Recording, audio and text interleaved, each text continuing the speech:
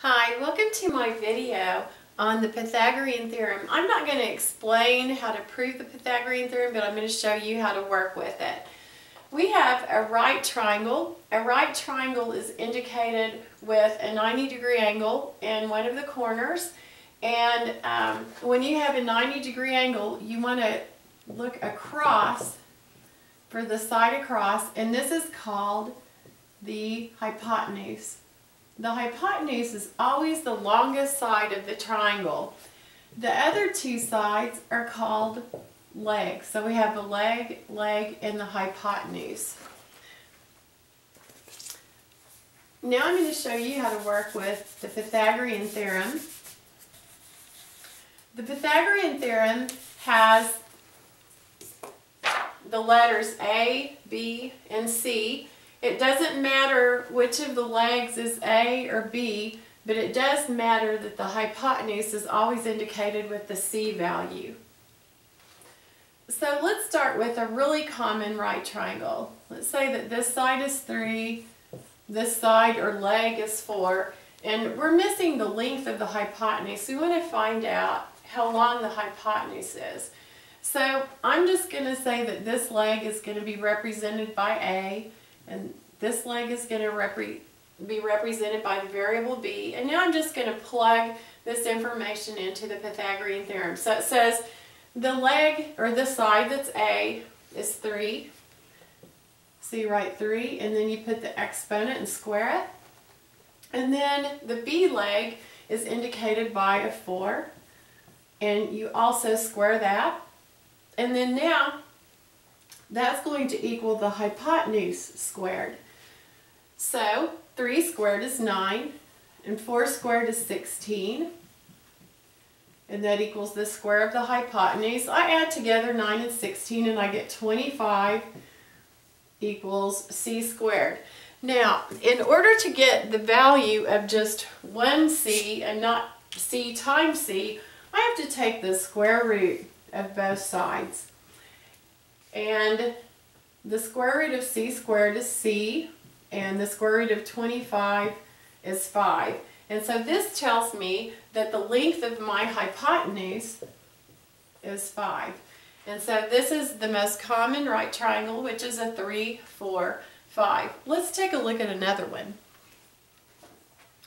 In this triangle, we're going to say that the B value is 5, and we're going to find the A value, and the hypotenuse is 12. And let's just go ahead and put a label on this of centimeters. So not only can you find a missing hypotenuse, but you can also find a missing side using the Pythagorean theorem. So as long as you have 2 measurements, you can find that missing third one. So I don't have a value for A, so I'm just going to write A squared. And then my value for B is 5. So I'm going to write 5 squared and just follow the formula. And then C, the hypotenuse is 12. And also I'm going to square that. So I'm just going to simplify this. 5 times 5 is 25, not 10. And this is 12 times 12, which is 144. And now I'm just going to use my algebra and isolate this A squared variable by subtracting 25 on both sides. And then that's going to be 14 minus 5 is 9. And so I'm going to take the square root of both sides, and I'm going to get A equals the square root of 119.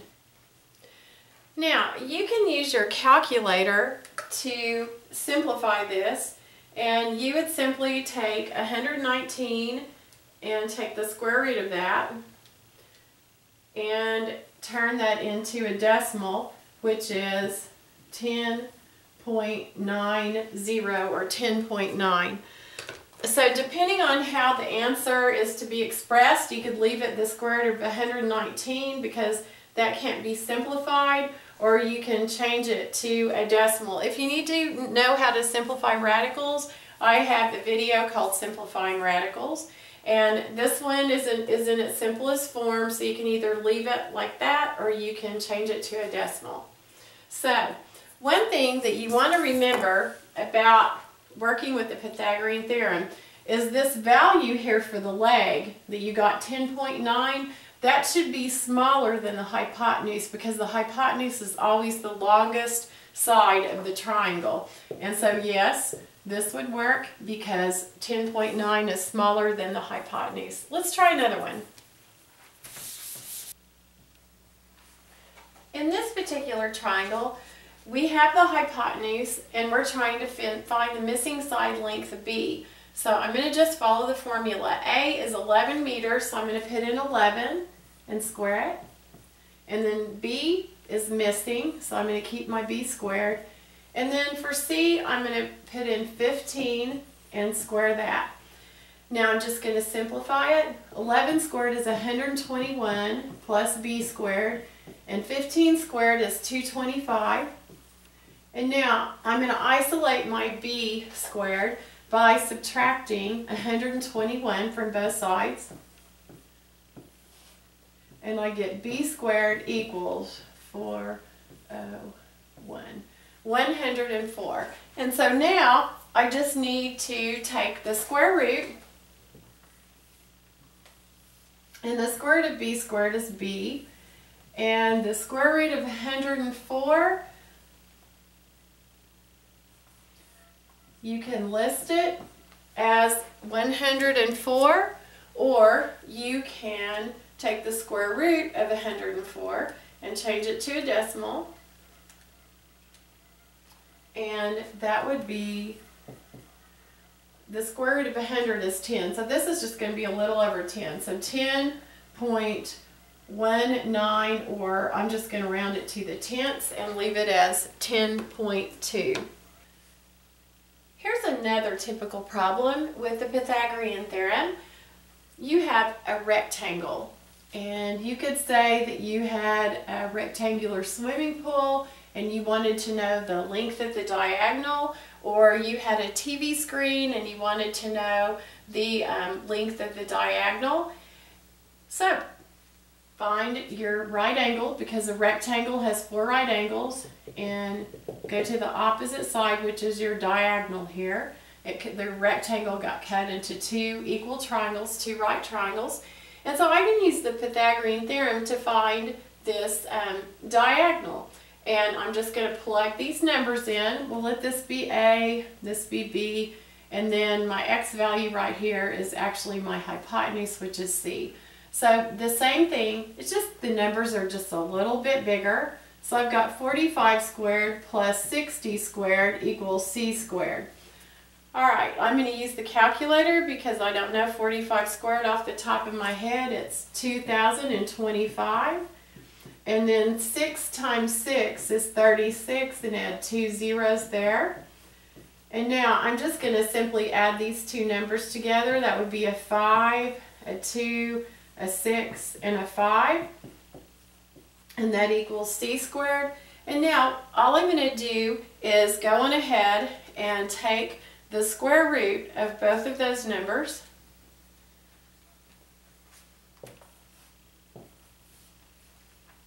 And I can change it into a decimal. This came out nice to a whole number, so it's 75, and the hypotenuse would be 75, and again this should be the longest side of the triangle.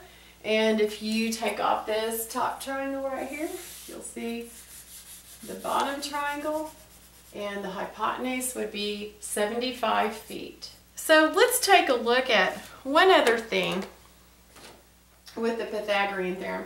Let's say that they give you 3 numbers, 6, 8, and 10, and they want you to prove that this makes a right triangle. Well, the biggest number, the largest number, is going to be the hypotenuse. So we're going to take the 2 other numbers and use those for A and B. It doesn't matter which one is A and which one is B because we're just going to add them together. So I'm going to just use the 6 for A and the 8 for B, and then the largest value has to be C. And I'm going to simplify this. 36 plus 64 equals 100, and I'm going to add these 2 together, and sure enough I get 100 equals 100. When it comes out equal on both sides, it means that you do have a right triangle. Let's try another one. In this problem, we're given three numbers, 5, 12, and 13. Again, we need to use 13 as the hypotenuse because it's the largest number. So I'm simply going to plug all these into the formula. And I'm going to solve it and see if they come out equal on both sides. 5 times 5 is 25, 12 times 12 is 144, and 13 times 13 is 169. If I combine these two, I get 169 equals 169. So yes, in fact, the result of this is a right triangle since it came out equal on both sides. Let's try another one.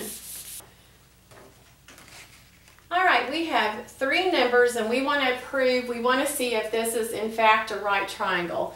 Again, the hypotenuse is going to be the largest length, and so we're just going to plug these in. 4 squared plus 6 squared equals 9 squared. 4 squared is 16, 6 squared is 36, and 9 squared is 81. So 36 and 16 add up to 52. Does that equal 81? No, it does not. So this is not a right triangle.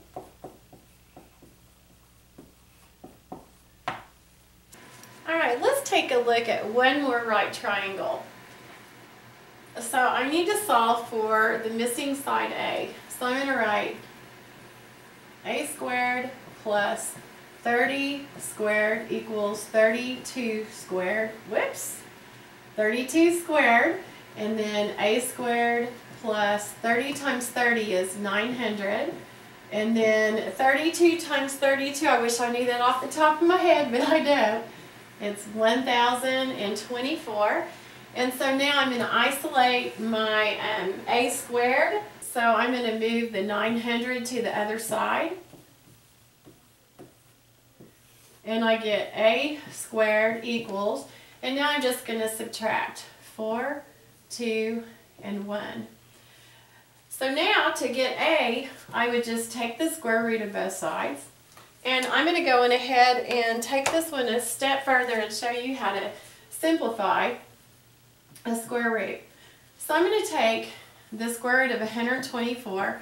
I could go in ahead and change that to a decimal by just inputting that on the calculator. And let's see, 11 times 11 is 121. So this is going to be like 11.1, something like that if I changed it to a decimal bit. To simplify it, I'm simply going to use the factor tree method. And I know I can tell that this number's even, obviously, because it ends in a 4, but I can also tell that it's divisible by 4. So I'm going to go in ahead and break this down with a 4. So 4 goes into 12 3 times, and then 4 goes into 4 1 time. And so this factors into 4 and 31. I'm going to go in ahead and factor 4 down because it's composite. I'm going to factor it down to its primes. And so now these are all the prime numbers, the prime factorization of 124. And so to simplify this radical, I'm going to go in ahead and put all of my prime numbers inside the radical box. And then what I look for is I look for a pair of 2's because this is I look for a pair of numbers because this is a square root. So here's a pair of 2's. 2 times 2 is 4, and the square root of 4 is 2. So 2 comes out, and I'm left inside with the square root of 31. So if I simplified this and I left it in a radical format, it would be 2 square root of 31. So Pythagorean theorem is fun. Right triangles are great. You'll continue to use those as you progress through math. Have fun with this skill and check out my other videos. Thanks for watching.